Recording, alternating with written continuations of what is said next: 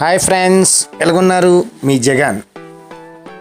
చూడండి, ఈరోజు glass craft ఎలా తయారు చేస్తున్నారో ఒకసారి చూద్దాం. చూడండి ఎంత అందంగా తయారు చేస్తున్నారో. గ్లాస్ క్రాఫ్ట్స్ మనకి డిస్ప్లే పెట్టుకుంటే చాలా అందంగా ఉంటుంది. దీన్ని తెలుగులో సీసం అంటారు. సీసంని ఎలా కరిగించి ఎంతంత మంచి డిజైన్ చేస్తున్నారో చూద్దాం. చూడండి, ఈ వీడియో మొత్తం చూడండి.